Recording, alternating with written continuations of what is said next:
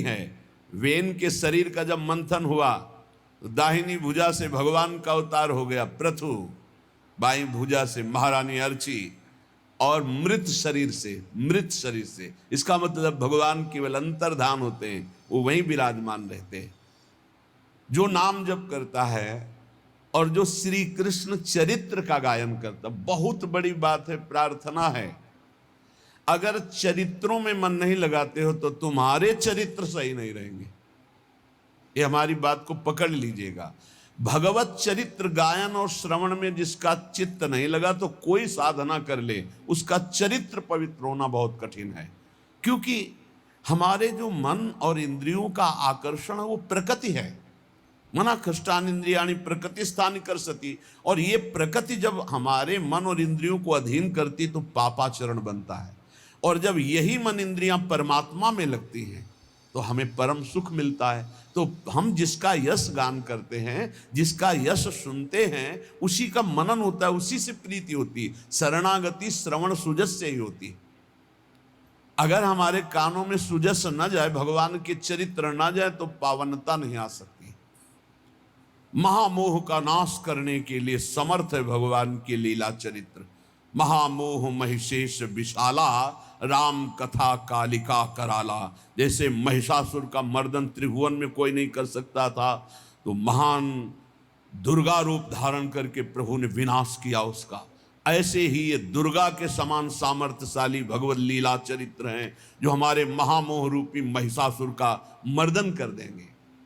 श्री कृष्ण चरितम पठन और रटन हा कृष्णेति हा प्रिया।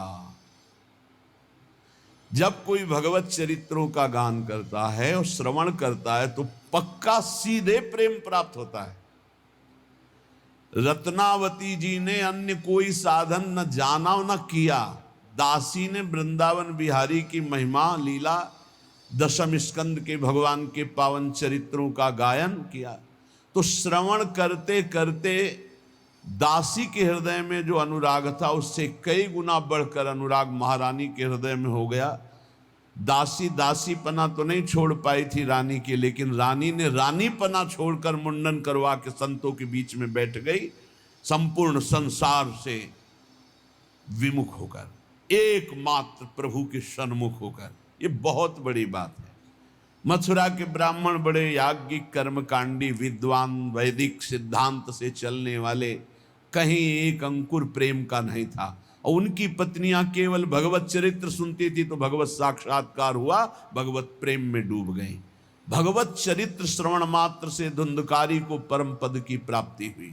कितने ऐसे पतित जो भगवत चरित्र सुनने मात्र से महान पावन करने वाले बन गए, पावन करने वाले बन गए। इसलिए श्रीपाद कह रहे पावन करने, इसलिए श्रीपाद कह रहे निर्वधि पठन कृष्ण चरितम, जो सदैव श्री कृष्ण चरित्र का पठन और श्रवण करता रहता है। ये हमारा व्यसन हो जाए। आशा बसन व्यसन यात नहीं, रघुपति चरित होए ता सुनहि। सनकादि का नशा है हरि शरणम, नशा है भगवत चरित्र कथन और श्रवण।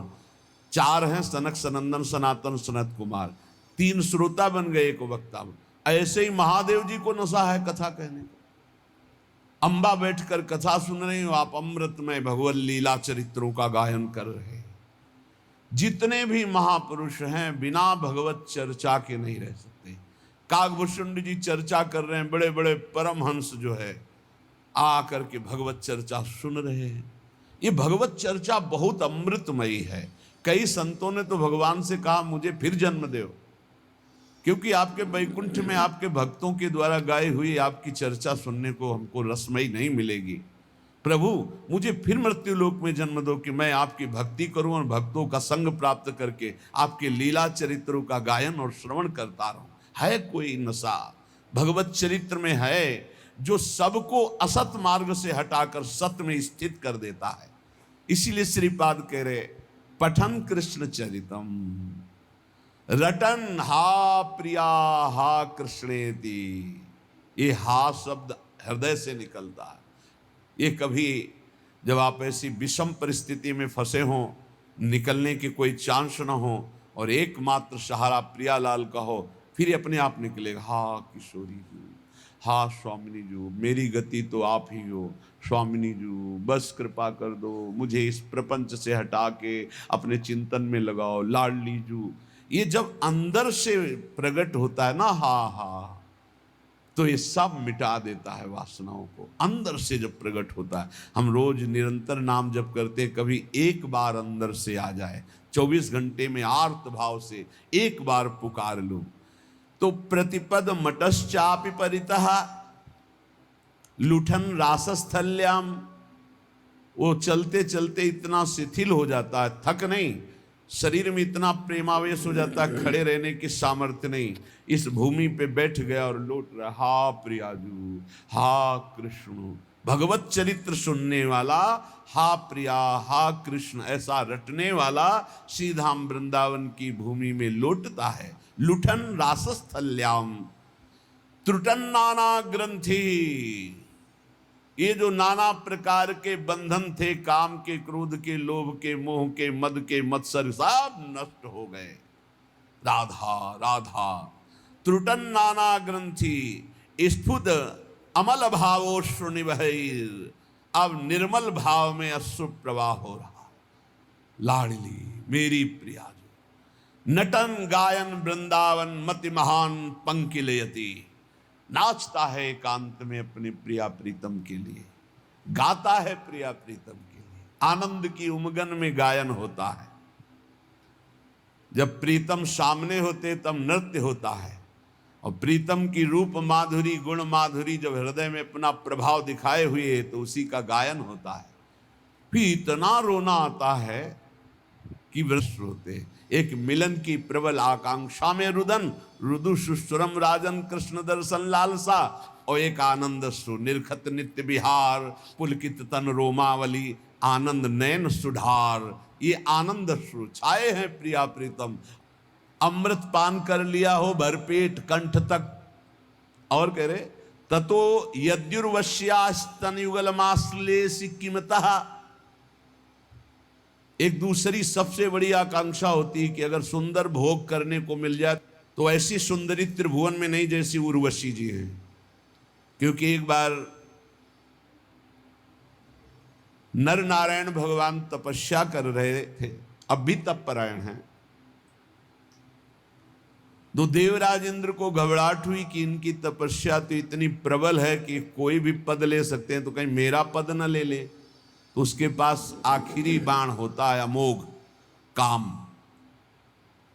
जैसे विश्वामित्र जी जब तप के द्वारा नई सृष्टि की रचना करने का संकल्प करने लगे, तो देवराज इंद्र घबरा गए कि ये तो नया स्वर्ग, नई सृष्टि सब रच देंगे। तो भेजा मेनका को, बहुत ही सुंदर, सर्वांग सुंदर, मलय मारुत, बसंत ऋतु, गंधर्व गायन विद्या में प्रवीण और अप्सरा नृत्य प्रवीण, हाव भाव करती हुई मेनका मुनि के समीप डरती हुई कहीं भस्म न कर दें। महान तप के तेजा पुंज जो ब्रह्म ऋषि पदवी को कहाने के लिए वशिष्ठ जी को विवश कर रहे थे, बहुत बड़ी सामर्थ्य तप की होती है, लेकिन ज्ञान की सामर्थ्य के आगे तप कुछ नहीं होता। वशिष्ठ जी के ब्रह्म बल के आगे विश्वामित्र जी का कोई भी बल काम नहीं करता था। बड़ा प्रसंग है, हम तो केवल इशारे में बता रहे। ऐसे महान तप के धनी को डरते हुए मुस्कुरा, उनका निर्भय रहो, डरो मत, समीप आओ। ये सब क्या है? भगवान केवल आपको प्रसन्न करना चाहती। मेरी प्रसन्नता बस भगवान, ये हमारा सारा सेवा का जो परिकर है, बस आपको एक बार मुस्कुराते हुए देखना चाहते, तो तुम निर्भय हो जाओ। और फिर मुस्कुराहट बदल गई सहवास में, और जब गर्भ रहा तब उनको होश आया विश्वामित्र। तो उनका नहीं नहीं, मैं कभी नहीं रुक सकता अपने मार्ग में, तू कितना भी उपाय कर ले माया। और फिर अपने तप में लग गए, कुछ नहीं, मेरे को रोक नहीं। यही सबसे खास बात साधक की होती है। चूक हो गई तो हो गई, लेकिन रुकना नहीं है, रौंदना है। हर वासना को रौंद कर आगे बढ़ना। और निकल गए, निकल गए, उन्हीं के गर्भ से शकुंतला जी का प्रादुर्भाव हुआ, जिनके दुष्यंत के संग से भारत नाम, जिनके नाम से बड़ा वो भरत जी हुए। उनका नाम दुष्यंत पुत्र भरत से ही भारत, ऐसा कहीं कहीं आता है भगवान ऋषभदेव जी के पुत्र भरत से भारत, पहले अजनाभ वर्ष इस देश का नाम। इतना बड़ा महर्षि जो राज परिवार में रहकर सारे सुख भोगने वाला, फिर मेनका ने उसको भ्रष्ट कर दिया। तो इसके पास एक ही उपाय है, देवराज इंद्र के पास भारी उपाय है, अप्सराओं को भेज करके मुनियों की या तपस्वियों की बुद्धि को भ्रष्ट कर देना। भेजा नर नारायण के पास अपनी समस्त अप्सराओं को, रंभादि सुंदरी अप्सराएं नृत्य करना सब। भगवान नारायण मुस्कुराए और कहा, स्वागत है काम तुम्हारा, आओ सब बैठो। थर थर कांप रहे थे, नहीं नहीं हम अपने तप से तुम्हें दुख नहीं देंगे। और अपनी जंघा में ऐसे चित्र बनाया तो दिव्य देवी उर्वशी जी का प्रादुर्भाव हो, देखते ही काम मोहित हो गया। बोले तुम आए थे यहां हमको मोहित करने के लिए, देखो ये सुंदरी अभी अभी प्रकट हुई हमारी जंघा से, ले जाओ और देवराज इंद्र को कहना तुम्हारे स्वर्ग की बेजोड़ अप्सरा। देवराज इंद्र भी देखते ही मोहित, देवी उर्वशी ऐसी थी, देखते ही मोहित। यहां कह रहे कंठ तक अमृत पी लो, ततो यदुर्वश्याः स्तन युगल मासलेसी किमतः। मेरी बात मान लो और लोक के भोगों की तो बात जानो, तो उर्वशी को भोग लो, उसके वक्षा स्थल का स्पर्श भी कर लो, तो भी तुम्हारी भोग वासना तृप्त होने वाली नहीं। आपको उदाहरण से ज्यादा पुष्टता मिलेगी। महान राज ऋषि कहा गया है इनको, पुरुरवा को, बड़ा धर्मात्मा, संयमी, नियमनिष्ठ। भगवान श्री कृष्णचंद्र जी स्वयं अपने मुख से उद्धव जी को उनका यश सुना रहे हैं और उनकी दुर्दशा बता रहे हैं उर्वशी के कारण। भगवान कह रहे हैं, उद्धव मल्लक्षणम इमं कायम लब्ध्वा मद्धर्म आस्थितः आनंदम परमात्मानो मात्मस्थम समुपैति माम। उद्धव, ये शरीर केवल मेरी आराधना करने के लिए मिला है। मानव शरीर केवल भगवत प्राप्ति के लिए मिला है, इसी से केवल मेरी प्राप्ति हो सकती है और किसी योनि से नहीं। इस मनुष्य शरीर को मैं कृपा करके देता हूं। एक एक शब्द ध्यान से सुनना। उद्धव, ये मनुष्य शरीर केवल मेरी प्राप्ति के लिए है। मेरी प्राप्ति केवल इस मनुष्य शरीर से हो सकती है। इस मनुष्य शरीर को प्राप्त करके जो मेरी भक्ति नहीं करता, मेरे को प्राप्त नहीं करता, उसको बहुत दुख भोगना पड़ता है। सो परत दुख पावई सिर धुनि धुनि पछताए काल ही कर्म ईश्वर। अभी चूंकि माया आपको आकर्षित कर रही, तो आपको यह शब्द समझ में नहीं आ रहा कि बाद में पछताना क्या पड़ेगा। बड़े बड़े महापुरुषों ने अंतिम समय की स्थिति का अनुभव करके ज्ञान के द्वारा कहा है, मन पछितई है अवसर भी तब लगे, गया शरीर, अब क्या होगा। जो हमने कमाया वो तो सब यही रह गया, और जिस लिए आया था वो तो काम कर नहीं पाया, अब क्या हो। भारी काल ही कर्म ईश्वर मिथ्या दोष लगा, झूठ बोलता है। हमारे भाग्य में भजन होता तो भजन हो जाता ना। अरे ईश्वर की इच्छा ही नहीं थी, ईश्वर की इच्छा तो थी, तभी तो तेरे को मानो दे दिया। मैं करुणा करके मनुष्य शरीर केवल अपनी प्राप्ति के लिए देता हूं। मैं सबके हृदय में विराजमान हूं, परमानंद स्वरूप हूं। मेरा भजन करे परमानंद में डूब जाएगा। लेकिन गुणमय्या जीवयोन्या विमुक्तो ज्ञान निष्ठया गुणेशु माया मात्रेषु दृश्यमानेषु वस्तुतः वर्तमानेपि नपुमान युज्यते वस्तुभिर्गुणैः। जीव की जितनी योनियां हैं, जितनी गतियां हैं, वो सब तीन गुणों से होती है, सतोगुण, रजोगुण, तमोगुण। जब तक किसी महापुरुष का संग प्राप्त करके अज्ञान का नाश करके ज्ञान नहीं जागृत होता है, तब तक वो भटकता रहता है नाना प्रकार के भोगों में। सतोगुण, रजोगुण ये सदैव उसको टिकने नहीं देते, भगाते रहते, ये भोग, ये भोग, ये सुख, ये दुख, बस ऐसे चक्र में। ये सब माया मात्र है, भ्रम मात्र है, स्वप्न मात्र है। ये कब अनुभव होता है? जब उसको दिव्य ज्ञान की प्राप्ति हो जाती है।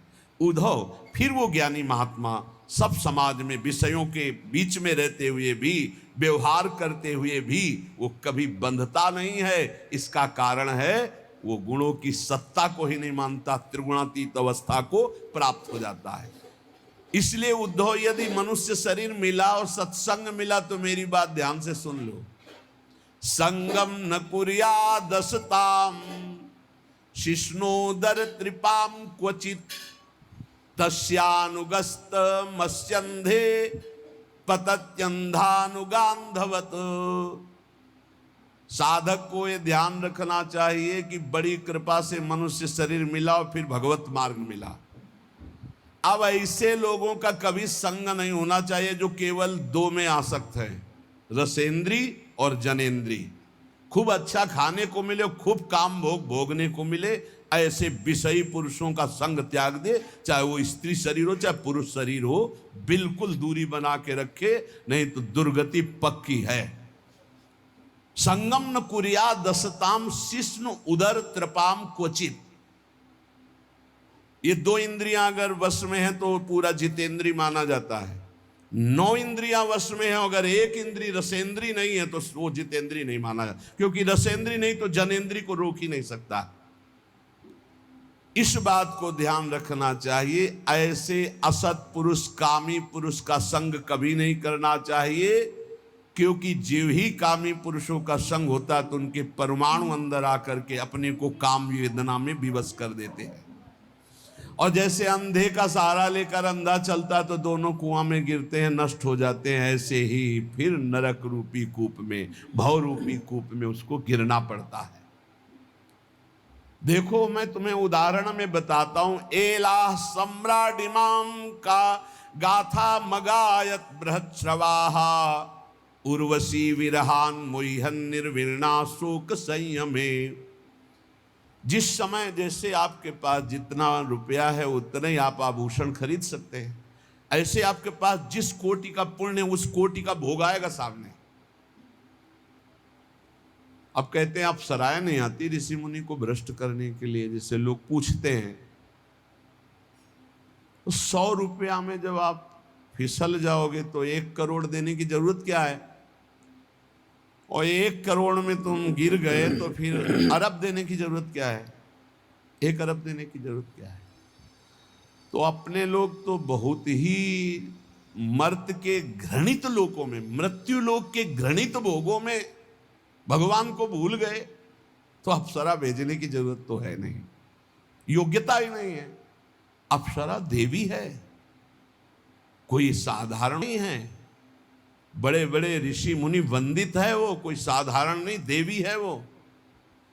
और जो कृष्णानुरागी है वही आकर्षण से बच सकता है, दूसरा बच ही नहीं सकता। ना तपस्वी बच सकता है, ना कोई साधनात्मक भाव वाला। केवल मामे वे प्रपद्यन्ते, इसका उदाहरण है। आज तक उर्वशी जी जिसके सामने गई वो होश में रहा हो, त्रिभुवन में कोई ऐसा नहीं है। इतिहास साक्षी है उर्वशी जी की बात, ये क्योंकि भगवान नारायण की जंघा से प्रकट हुई। और अर्जुन जी के सामने उर्वशी विवश थी। उर्वशी पीछे महाभारत प्रसंग में जब चला था तो आपने सुना था। उर्वशी जी जब गई तो उन्होंने कहा, देवी आपके चरणों में प्रणाम पांडुपुत्र अर्जुन का। तो उनका ये क्या तुमने बोल दिया? महाराज देवराज इंद्र ने मुझे भेजा है आपके सुख के लिए, आप ये कैसा उल्टा शब्द बोल रहे हैं, अब दोबारा मत बोलना। तो उनका माता कुंती में और आप में मेरी दृष्टि में कोई फर्क नहीं। मां कुंती से भी श्रेष्ठ मानकर मैं आपको इसलिए प्रणाम करता हूं कि आप हमारे पूर्वजों की जननी है। इतना क्रोधित हुई, बार बार समझाया, अर्जुन मैं देवी हूं, मैं परम पवित्र हूं। जो पुण्यात्मा जन होते हैं इस कोटि के, उनकी सेवा में मैं जाती हूं। मेरा दर्शन दुर्लभ है, सहवास तो जाने दे। मैं आई हूं, मेरी सेवा स्वीकार करो, मैं विवश हूं। अर्जुन ने कहा, कह दिया माता कुंती, और आप में समान दृष्टि रखते हुए भी आप में श्रेष्ठ भाव हमारा है, आपकी चरण वंदना के सिवा और कोई शब्द सुनना नहीं चाहता, तो उनका जा मैं साफ देती हूं, नपुंसक हो जा। स्वीकार कर लिया, लेकिन असत भावना नहीं उदय हुई। यह है कृष्णा शरणम मम, यह है श्री कृष्ण की चरण रज का सेवन करने की सामर्थ्य। मामे वे प्रपद्यन्ते माया में थे, उर्वशी विकल थी और अर्जुन पुष्ट थे, केवल श्री कृष्ण बल।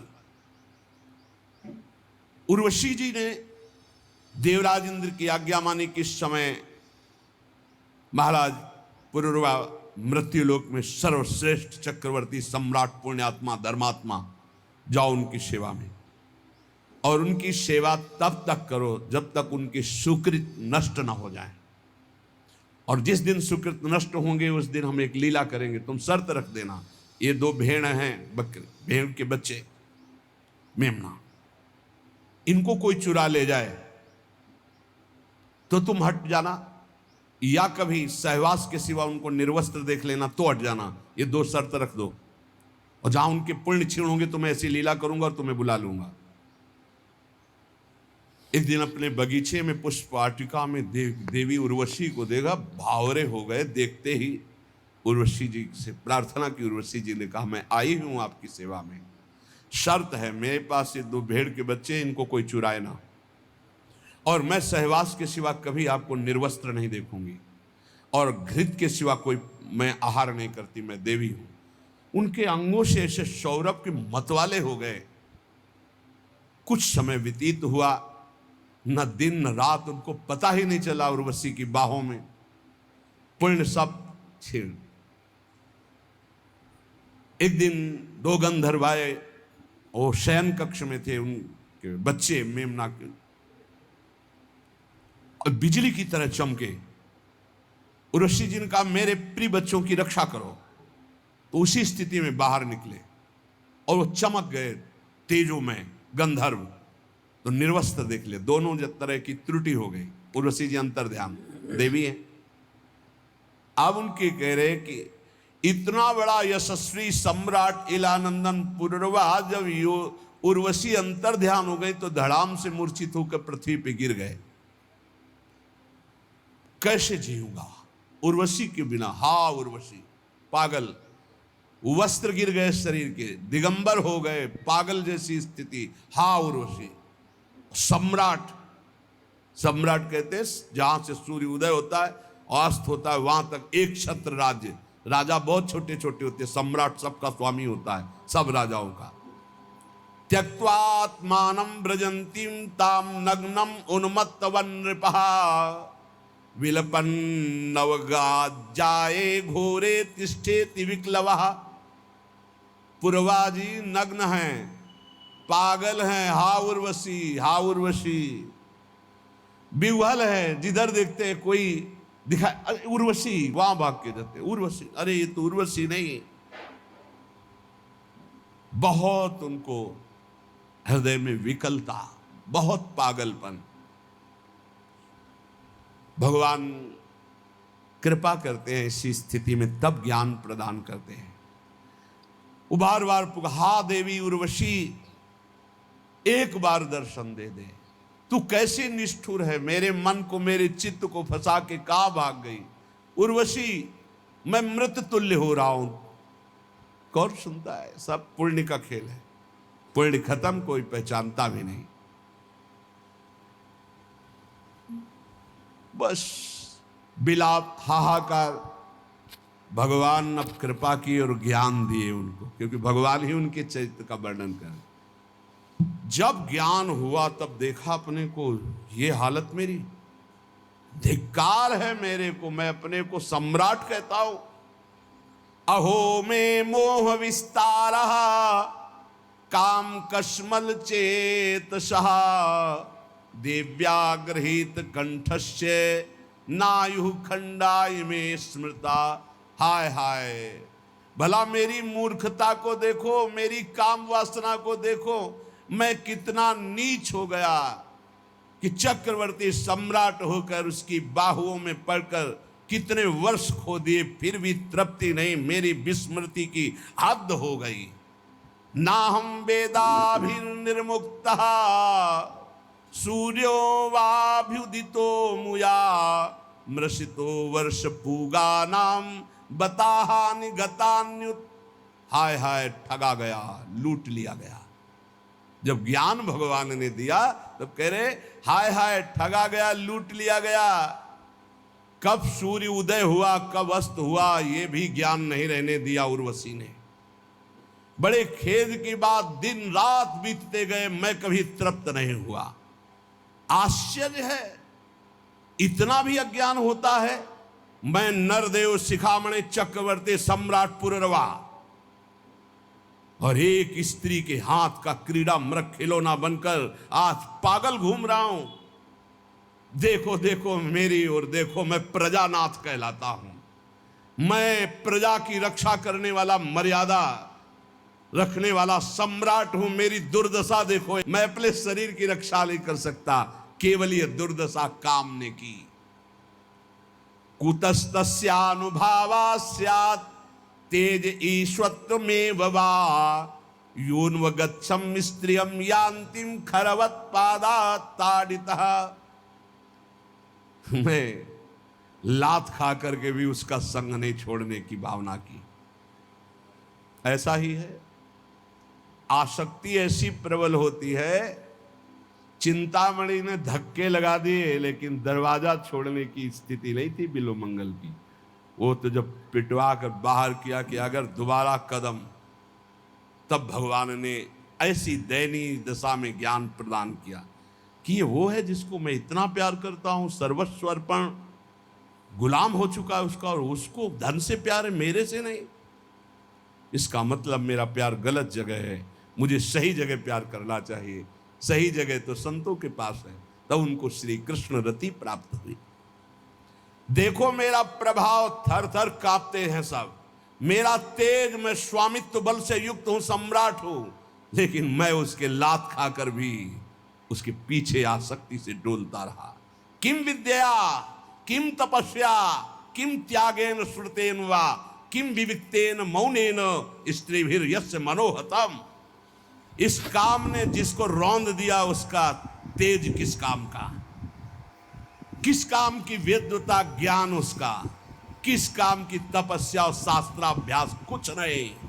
जिसको काम ने रौंद दिया वो किसी काम का नहीं। संदेह नहीं कि उसका मौन, व्रत, नियम सब व्यर्थ हो जाता है जो काम के अधीन होकर काम का गुलाम बनता है।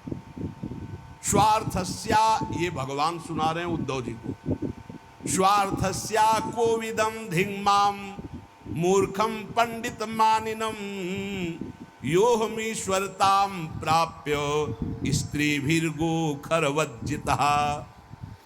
मुझे पता नहीं चला कि मैं कितना नीचे गिर रहा हूं। कल एक उपासक कह रहे थे कि जब से मैं जन्म लिया तब से हमारे ऊपर कृपा है, कभी काम जागृत नहीं हुआ। एक बार तो क्षमा कर दिया, चलो। फिर दोबारा बोले कि मेरे अंदर का, अरे हम कहा चुप रहे भाई, चुप रहे।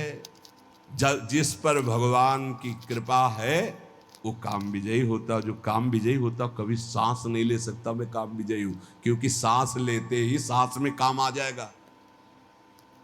प्रभाव है। एक बार कह के ईमानदारी से यदि काम विजयी हो, एक बार कह के देखना, अकेले में कह के देखना मैं काम विजयी हूं, और उसी दिन से समय लिख लेना। 24 घंटे के अंदर अगर मुंह भरा ना गिर जाना तो हमें बता देना। जब जब अभिमान किसी बात का हुआ, भगवान ने तब तब अपने भक्तों के अभिमान को चूर किया, फिर औरों की तो बात जाने दो। नारद जी इतने दुल्हन में आसक्त हो गए कि अपने स्वामी को श्राप दे दिया, जैसे मैं स्त्री के विरह में, वियोग में दुखी वैसे तुम दुखी होगे। मुझे जो बंदर का शरीर दिया यही तुम्हारी सहायता करेगा, जाओ मैं श्राप देता हूं। अपने को बड़ा स्वतंत्र समझते हो, भगवान समझते हो, आज नारद से पाला पड़ा है, आज तुम देखो। तब हरि माया दूर निवारी, तहां न रमा न राज कुमान। अरे प्रभु ये क्या, ये क्या। लेकिन हो इसका बहु अभिमाना सुख हो, अंजह कृपा ले, जाओ जपो जाए शंकर सतनामा, उनसे आए थे ना मुझ टेके शंकर भगवान से, मैं काम विजयी हूं, मना किए थे नहीं माने, फिर आए। कभी अहंकार मत करना प्रभु जी, यदि आपका सही ब्रह्मचर्य चल रहा हो 10-5 महीने से, साल से, तो कभी अंदर गर्व मत कर लेना कि मैं बहुत काम विजयी हूं। 10-5 वर्ष की बात नहीं, 10-10 हजार वर्ष, ये मिनट में मिट्टी में मिल जाओगे। अहंकार नहीं। भगवान वर्णन कर रहे हैं भगवान उद्धव जी को बहुत होश में, मुझे अपनी हानि लाभ का पता ही नहीं चला, मैं अपने को बहुत शास्त्र ज्ञानी मानता था। पुररवा जी कह रहे पर हूं पूरा मूर्ख, धिक्कार है मेरी पांडित्य को, मैं चक्रवर्ती सम्राट होकर भी गधे की तरह लात खाता रहा और फिर भी मैं अपने को ज्ञानी समझता रहा। ऐसा बलवान काम है, देखो पैर छुआएगा, हाथ जुड़वाएगा, बड़े बड़ों को रौंद के फेंक दे, उसका नाम काम है। जो ऐसे काम को भी रौंद के निकल जाए उसका नाम राम है, उसका नाम श्याम है। उन्हीं के नाम बल से निकल पक्की पक्की। अहम का एक स्वभाव होता है, वो अपने को अच्छा पेश करता है। मैंने कुछ ऐसा तो नहीं कहा, कोई गाली तो नहीं दी, ये तो बताया आपकी कृपा से। पर वो आपकी कृपा नारद जी भी बोले थे हरि जी से, हे आपकी कृपा से काम विजयी हो गए। शंकर जी ने मना किया तो उनसे कहना मत। भगवान ने कहा आपकी क्या बात है काम विजय, जो आपका सुमिरन कर ले वो काम विजयी हो जाएगा। हाँ ऐसा तो है, बिगड़ गए। 4 ही कदम चले हो गए कि माया ने नगर रच दिया। अब वह स्वयंवर में राजा जो है, आओ महाराज क्या हो रहा है, बोले स्वयंवर हो रहा है लड़की का। तो नारद जी को लगा चलते हैं, प्रणाम नमस्कार तो सब करते ही है, प्रणाम, हाँ महाराज लाओ राजकुमारी को प्रणाम करो। राजकुमारी साक्षात भगवती मोहिनी माया झम झम करते हुए नूपुर, तो नारद जी के हृदय में कुछ हो रहा है। नहीं, जैसे राजकुमारी नजदीक आई और देखा, ऐसे राजकुमारी कोई घूंघट करके थोड़ी आएगी, ससुर थोड़ी नारद जी। जो ही नारद जी ने देखा सो कहा भगवान जिंदगी में कुछ नहीं चाहा, एक बार ये राजकुमारी जयमाला डालो। जो ही कहे महाराज इस कुमारी कन्या का जरा हाथ देखो, दूल्हा का जो ही रेखा देखी तो रेखा में लिखा था जो इसको बरेगा अविनाशी, जो इसको बरेगा महान वैभवशाली। अरे बोले अविनाशी हो गए, वैभवशाली हो गए, दुल्हन मिल गई, पूरी तपस्या का फल मिल गया। अब ये हमको जयमाला कैसे डालेगी, क्योंकि हम इतने सुंदर तो है नहीं जितनी सुंदर ये है। हरि को ध्यान करें, यही खास बात भक्त में होती है कि चाहे जैसी परिस्थिति उसको ये लगता है मेरे प्रभु से ज्यादा मुझे कोई प्यार नहीं करता। एकांत गए और जे भी भगवान का ध्यान किया तो भगवान प्रकट हो गए। बोले प्रभु वैसे समय होता तो हम तपस्या करते इस बात की कि आप प्रसन्न हो और मुझे ऐसा रूप दे कि राजकुमारी जयमाला डाल दे, पर समय तो है नहीं, तो अब आपसे मांगता हूं। नारद जी मांगो। बोले प्रभु मांगना ही अंदर चल रहा था उनके, तो शब्द निकला, यही भक्त की विशेषता होती है। उनका जे ही विधि हो ये कहां से निकल पड़ा, ये तो बहुत विपरीत बात निकल गई ना उनकी कामना से। जे ही विधि हो अंदर था कि जिस विधान से मुझे वो कन्या मिले, लेकिन शब्द दूसरे निकलने, यही भक्ति का चमत्कार। बोले जे ही विधि हो ये नाथ हित मोरा, करो सुबेगी दास मैं तोरा। भगवान ने कहा जे ही विधि होई परम हित नारद सुनो तुम्हार। वो कह रहे जे विधि होए नाथ हित मोरा, तो जे विधि होई है परम हित, हित है नहीं परम हित। नारद जी को लगा परम हित तो बढ़िया हरि रूप, तो बोले प्रभु हरि रूप दे दो। बोले तथास्तु। और शास्त्रों में हरि शब्द को बंदर भी कहते हैं। भगवान ने ऐसा बंदर नहीं दिया कि अच्छा वाला, मरकट बदन भयंकर दे, बड़ा ऐसा विचित्र रूप, यहाँ से ऐसे दांत निकले हुए कि राजकुमारी देखते ही डर जाए, बड़ी ठसक में जाते हैं। अब जिस राजा के पास जाते हैं उसको नारद जी दिखाई देते हैं, सोई खड़ा हो जाता है, आप जाके बैठ जाते हैं। राजकुमारी देखती कि पिताजी को यह भी समझ में नहीं आया कि राजकुमारों की यहाँ स्वयंवर सभा या बंदरों की है। ये आगे बार बार बंदर बीना लिए बैठ जाता है। अच्छा और कोई हो तो वो भगवान की माया है, वो ऐसे मुड़ जाती है। नारद जी देखा नहीं क्या हमको, तो जिस राजा के समीप हो जाती वहीं जाकर राजा तो उठ के खड़ा हो जाता, क्यों? देवर्षि नारद, नहीं तो साप मिल जाएगा। जयमाला हाथ में लिए हुए तुरंत मुड़ जाती। पूरी सभा में नारद जी, कोई कुर्सी नहीं बची होगी जिसमें न बैठे हो। अब इतने में देखा सांवले सलोने 16 वर्ष की अवस्था अरविंदाक्ष गज की चाल से सभा में प्रवेश हुए। देखते ही जयमाला डाल दी, हाथ पकड़ा, लेके चल दिया। नारद जी ने कहा कि ये नेत्र पहचाने से लगते हैं, रूप तो थोड़ा बदला हुआ है, लेकिन ये ऐसा लगता है हरि है क्या? पहले भगवान शंकर के पार्षद थे, बोले थोड़ा अपना चेहरा भी देख लो, बहुत दुल्हन की चाह में हो। तो जल में जे भी देखा मरकट बदन भयंकर दे। अच्छा, आप समझ में आवा, परम स्वतंत्र न सिर पर कोई भावे मने करे सो। आप समझ, दूल्हा बल्कि वही आए थे, हमको तो बंदर का रूप दिया, आप अच्छा रूप रख के दुल्हन ले गए। बहुत जलनुआ स्वभाव है हमारे प्रभु का, बहुत जलनुआ स्वभाव है। वो किसी की बढ़ोतरी नहीं देख सकते। नारद जी के चल रहा है, पर हैं तो हमारे प्रभु। तो बोले आज तो नहीं रखेंगे, आज तो हम। और जो ही भागे प्रभु की तरफ, परम धाम की तरफ, तो रास्ते में मिल गए, एक तरफ लक्ष्मी जी और एक तरफ राजकुमारी। कभी इधर मुस्कुरा के बात करते, कभी इधर। नारद जी देख के चल गए, तुम्हारे पास तो थी ना बीड़ा के सिवा कुछ था नहीं। जिंदगी में एक बार सोचा था यार कि दुल्हन मिल जाए, वो भी ये ले गए।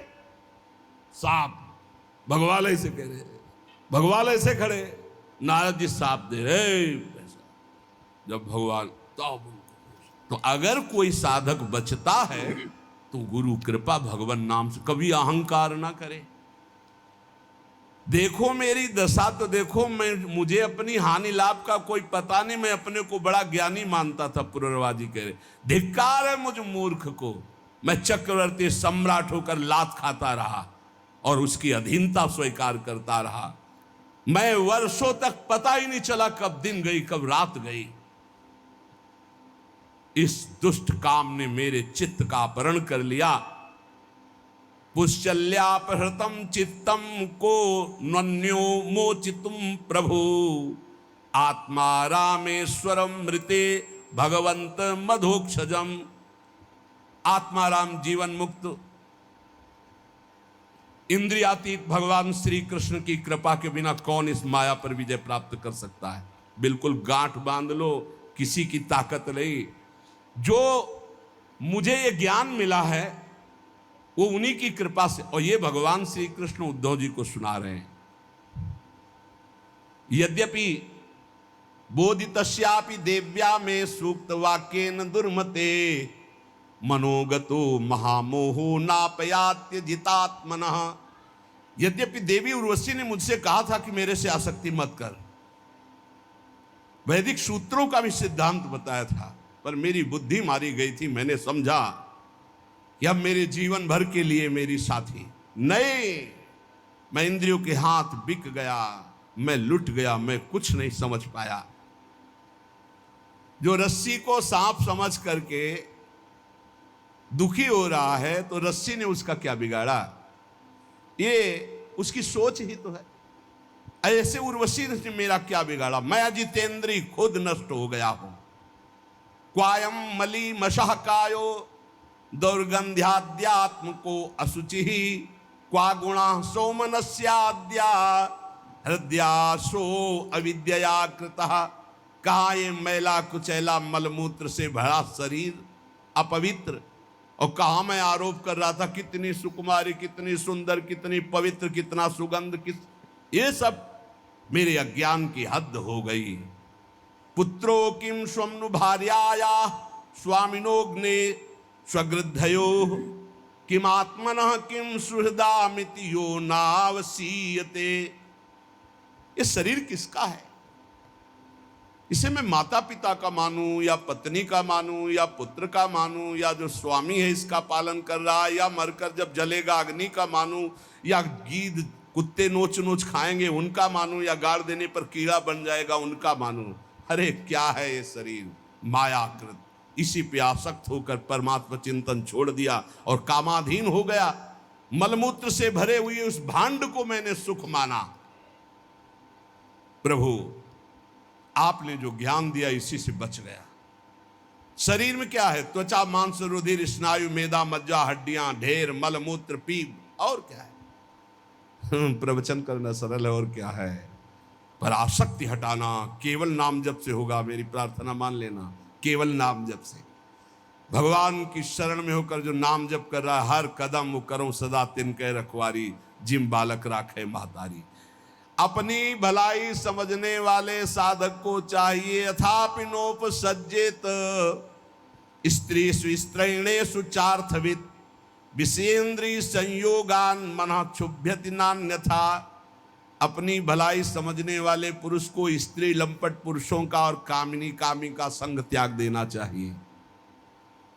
यदि अपनी इंद्रियों को नहीं रोक पाया तो निश्चित नष्ट हो जाएगा, और अपनी इंद्रियों को रोक ले तो निर्विकार अवस्था सहजानंद स्वरूप की प्राप्ति हो जाएगी।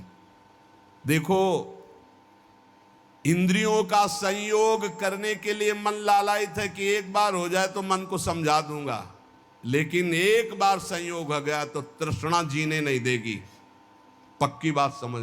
ये ऐसा दलदल है, एक बार जो उतरा तो गुरु हरि चाहे निकाल ले, बकाया दूसरा स्वयं निकल पावे ऐसा किसी की सामर्थ्य नहीं। शब्द याद कर लो, गुरु और हरि के सिवा कोई ऐसा नहीं कि इस दलदल में जो उतरा उसको निकाल ले, अंतिम समय तक नहीं निकल पाएगा। केवल गुरु और हरि निकाल सकते हैं, वो एक ही, हरि गुरु एक ही है। तस्मात् संगो न कर्तव्य स्त्रीषु स्त्रैणेषु चेन्द्रियै विदुषाम चप्य विश्रब्धा षड्वर्गा किमु मादृशाम। इसलिए वाणी, कान, मन और इंद्रियां, इनसे गंदी बातें सुनना और देखना बंद करो। पहले तो कभी कोई दृश्य जंगल आदि में एकांतिक दिखाई दे जाए तो साधक को सावधान होने की बात कही गई थी। पशु पक्षियों के सहवास देखने से मना किया गया था।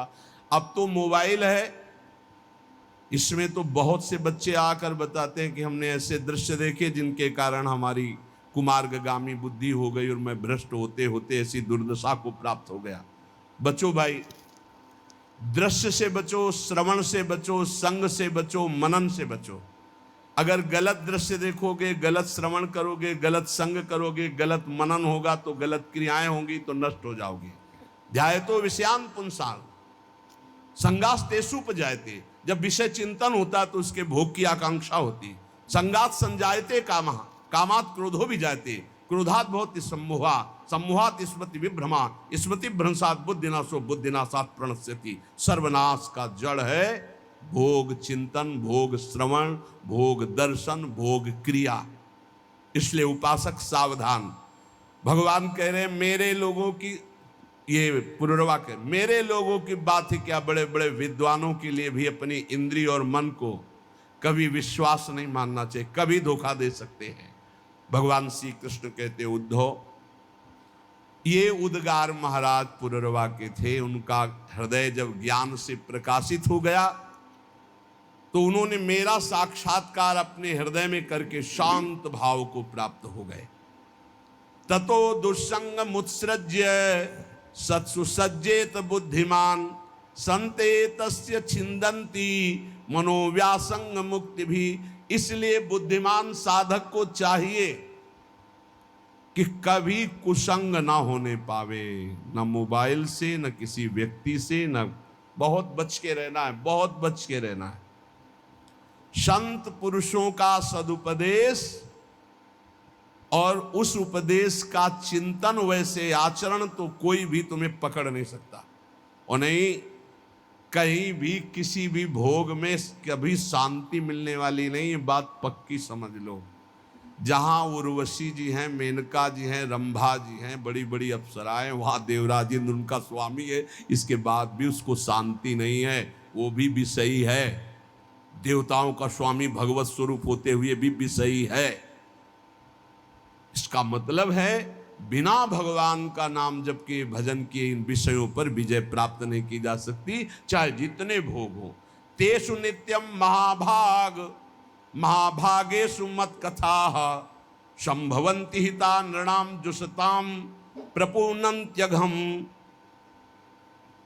हम उनके भाग्य की क्या सराहना करें जो संतों के संग में मेरी लीला कथा सुनते रहते। भगवान कह रहे हैं क्योंकि संत समागम में ऐसे सिद्धांत, ऐसी बातें, ऐसी चर्चा होती है, मेरी कथाएं होती जो हृदय को पवित्र करके दृढ़ बनाती है।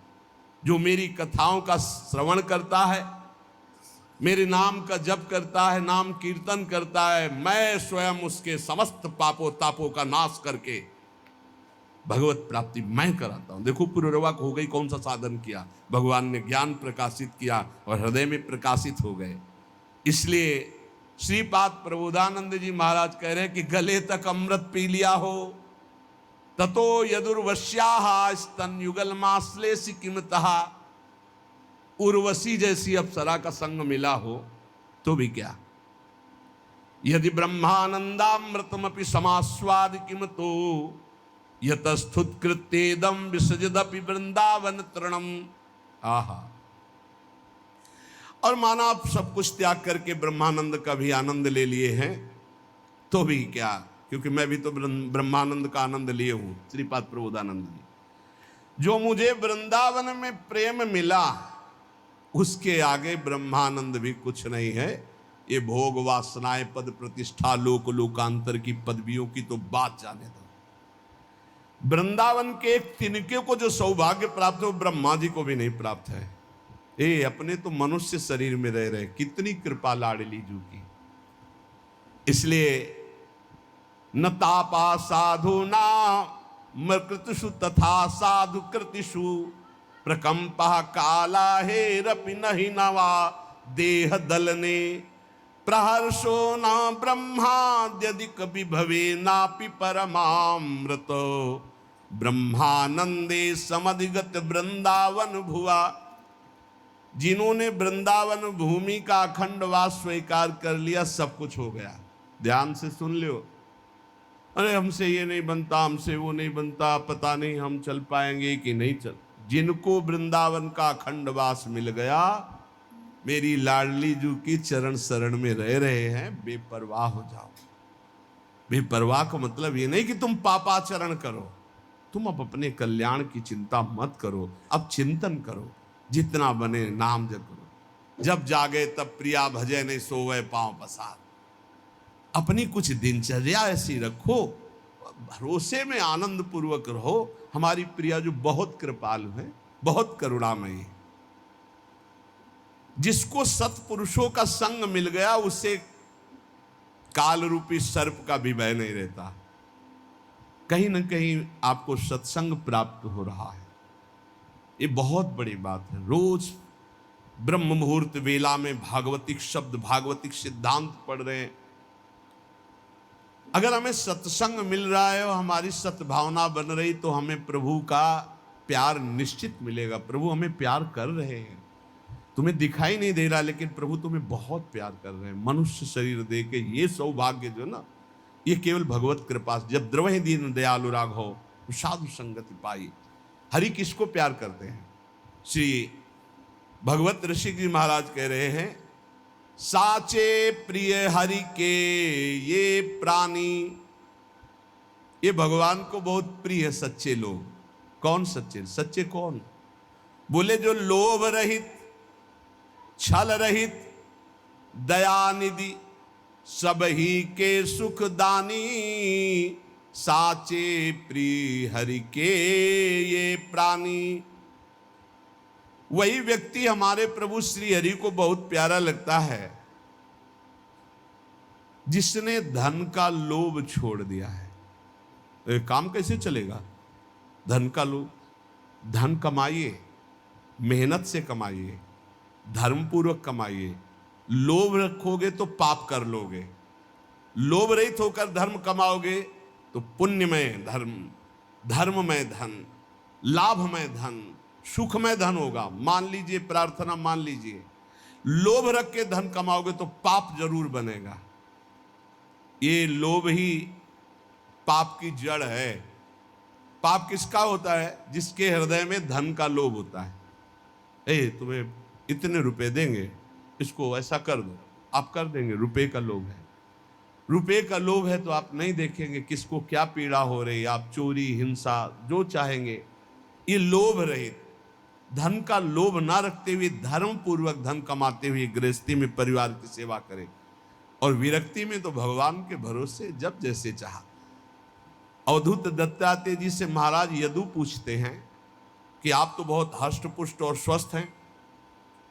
हष्ट पुष्ट स्वस्थ होने का मतलब है आप विषय सेवन करते हैं, अच्छे अच्छे पदार्थ खाते हैं, क्योंकि बिना पदार्थ खाए आपका शरीर पुष्ट नहीं हो सकता। और पदार्थ कर्म से प्राप्त होते हैं, और आप कर्म करते नहीं, पड़े रहते हैं, तो मुझे संशय है। तब जो अवधूत जी ने बताया कि कभी महलों में मुझे सुंदर पलंगों पे और सुंदर 56 भोग पाने को मिलते हैं, मुझे कोई हर्ष नहीं होता, गर्व नहीं होता। कभी मैं राख के ढेर में पड़ा रहता हूं, कभी फुटपाथ में कई कई दिन तक भूखे पड़ा रहता हूं, मुझे कोई शोक नहीं होता, क्योंकि मैं अपने स्वरूप में स्थित रहता हूं। इसलिए मैं सदैव प्रसन्न रहता हूं।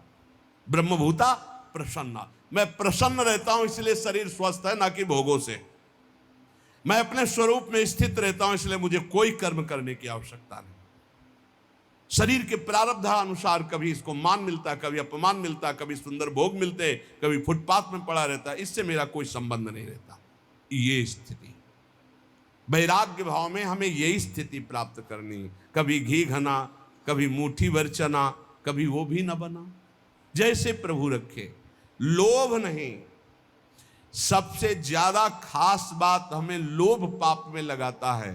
हम कहते हैं लोभ नुकसानदायक है विरुद्ध भाव में।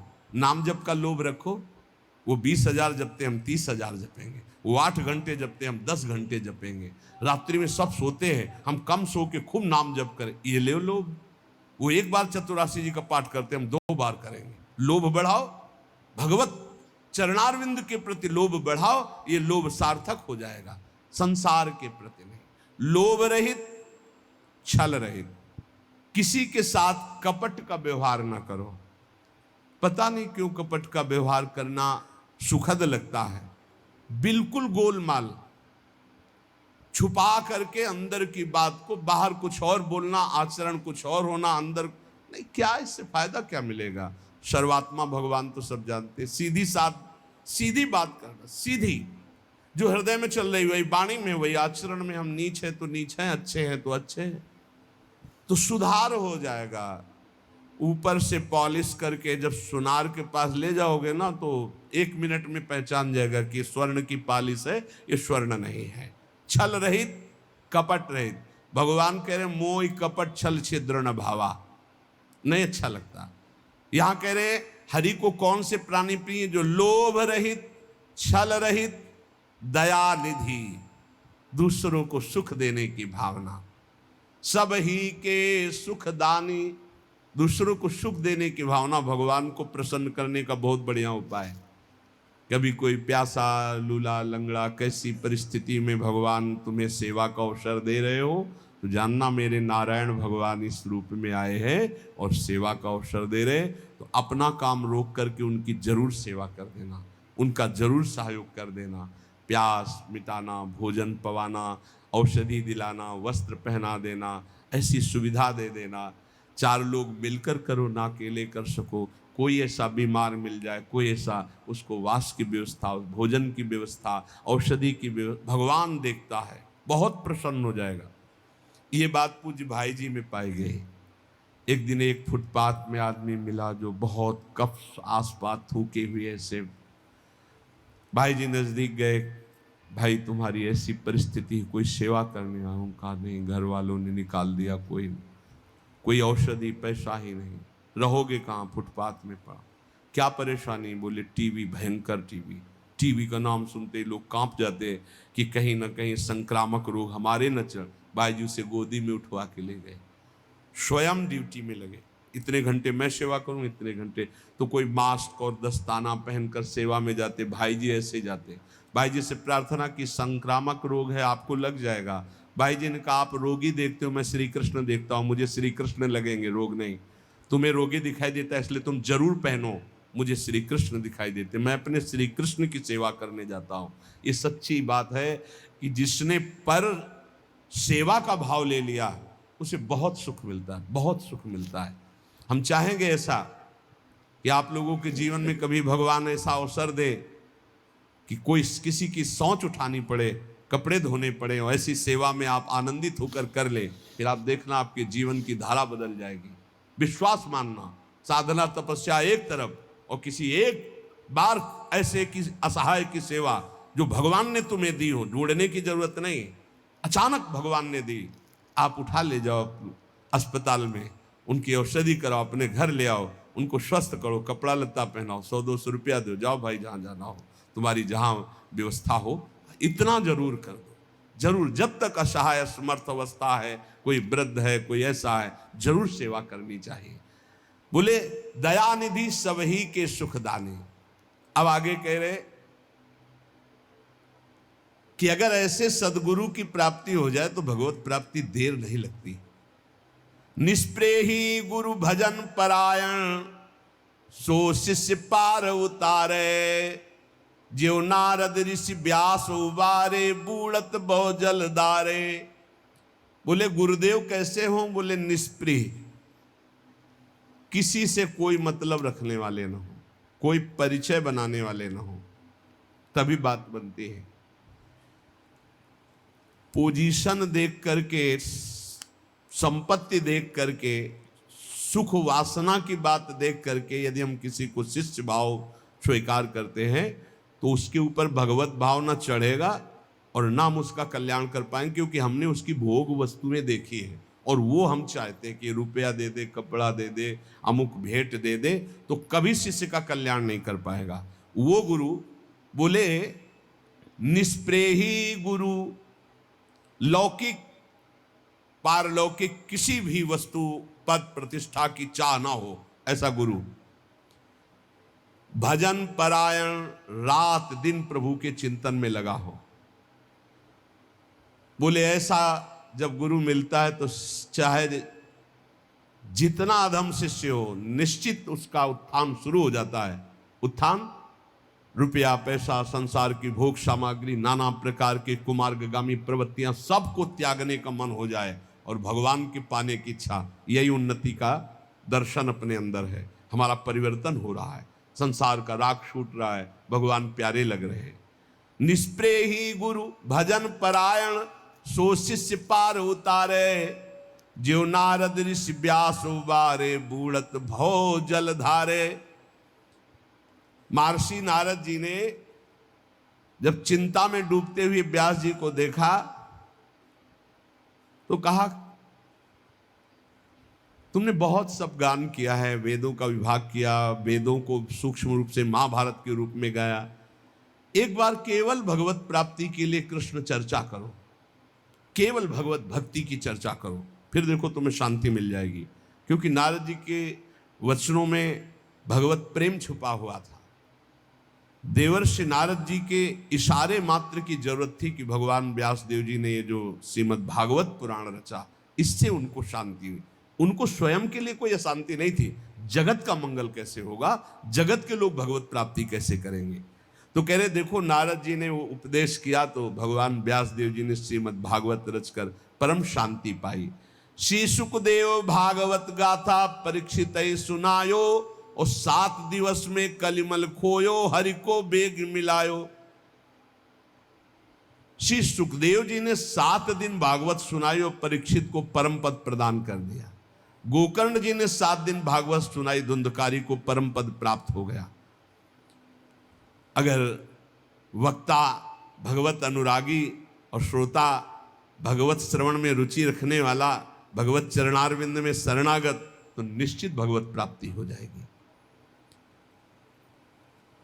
पूजा कर श्रुति देव ब्राह्मण, वासुदेव बस कीन्हे, चक्षु द्वार होए हृदय लय आयो, बहुर जान नहीं दीने। जनकपुर में रहते थे उस समय, राजा विदेहराज बहुलास्व थे, वो भी भगवान की नित्य सेवा में रहते थे। सुबह प्रातःकालीन वेला में सेवा में प्रवेश कर जाते और मध्याह्न 2 बजे के बाद सेवा से निकलते। एक दिन देवर्षि नारद जी ने कहा कि भगवान द्वारिका में साक्षात विराजमान है, जिनकी आप आराधना कर रहे हो, चल के दर्शन करो ना। बोले जो आज्ञा। सुबह सारथी को कहते रथ सजाओ, मैं सेवा करके आता हूं, अभी चलता हूं दर्शन के लिए। पर सेवा पद्धति फिर वो 2 बज जाते। रोज रथ सजता पर वो जा नहीं पाते, सेवा में तल्लीन रहते। और इधर उन्हीं की नगरी में एक बहुत ही अकिंचन श्रुतदेव नाम के ब्राह्मण जो रात दिन भगवान के चिंतन में डूबे रहते थे। भगवान दोनों को कृतार्थ करने के लिए स्वयं बड़े बड़े महापुरुषों को, सुखदेव जी, वशिष्ठ जी, पराशर, व्यास आदि महापुरुषों को रथ में बैठाल कर जनकपुर आए। जे भी सुना पूरे नगर में जय जयकार मचने लगी। भगवान द्वारिकाधीश महापुरुषों के साथ पधारे तो भागे महाराज बहुलाश्व भी और श्रुतदेव भी, दोनों भगवत प्रेमी। दोनों के हृदय में आकांक्षा भगवान मेरे साथ चले, और भगवान दोनों के साथ चले, दोनों नहीं जान पाए। बहुलाश्व के साथ समस्त ऋषियों सहित, वैसे ही श्रुतदेव जी के साथ समस्त ऋषियों के सहित। और जब भगवान श्रुतदेव के पास, तो उसके यहाँ कोई अच्छे आसन भी नहीं थे, कुशासन बिछाया। भगवान द्वारिकाधीश समस्त ब्रह्म ऋषि आसन पर बैठे, सबकी सेवा की। भगवान की तो आंसुओं से सेवा की, प्रभु मुझ गरीब अकिंचन के पास। भगवान को बहुत प्रिय है ये बात। परम अकिंचन प्रिय हरि केरे। भगवान ने एक उपदेश किया, श्रुतदेव तुम्हारी सेवा बहुत उत्तम है, पर जैसी भावना तुमने हम में की वैसी हमारे भक्तों में नहीं की, इसलिए मेरी पूजा